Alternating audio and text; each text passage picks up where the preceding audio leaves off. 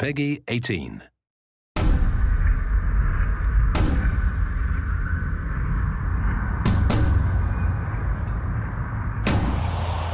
We chose Death to be the character in Darksiders 2 because War really set the stage for the Darksiders universe and introducing new elements, and we felt bringing in a new horseman with a totally new playstyle, different personality would be really cool, and Death is probably the most well-known of the four horsemen, so we thought he should get his shot.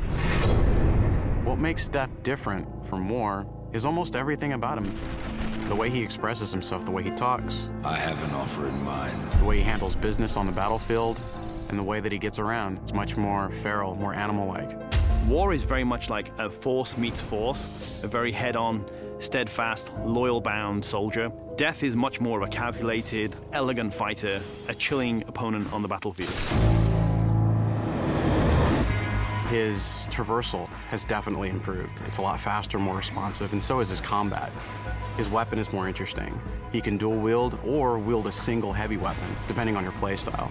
Death's primary weapon is a scythe. It's kind of a unique one. It's sort of a multi-purpose Swiss Army scythe. He can use it with two different blades. He can attach it together to form the more traditional Reaper scythe. He can use it as a pole arm. Of course, he doesn't stop that. He'll pretty much use any weapon that's made available. You can get big axes, you can get crazy cool claws, big iron fists, and he'll even shoot guns. I mean, he'll use anything that he can, really. The main improvement from Darksiders 1 to Darksiders 2 was depth. We wanted to make the game more involved. We wanted to have more context. We wanted the player to really feel like they're in a real world with people living there, stuff going on, things going on.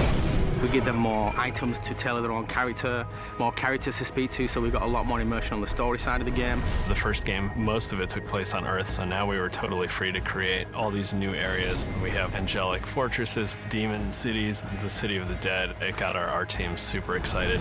On top of that, there's a lot of weapons and armor, and obviously the new character as well, Death. Death's the most feared, and he's one of the oldest horsemen in the fiction. They kind of look at him as a big brother. He's feared just because when he really gets down to business, he is the death dealer. That's sort of his thing. He wears his mask as an executioner's mask. That's his trade, that's his business. He takes people down. He doesn't wait for things to happen, he causes them to happen. So it's a much more aggressive style of game and a more aggressive character. I mean, I guess it's all wrapped up in his name, right? War implies some conflict, but Death's the final end. Who doesn't fear that?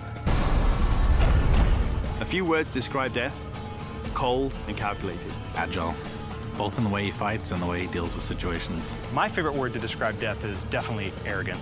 He's an opportunist. If I could describe Death in one word, it's probably badass.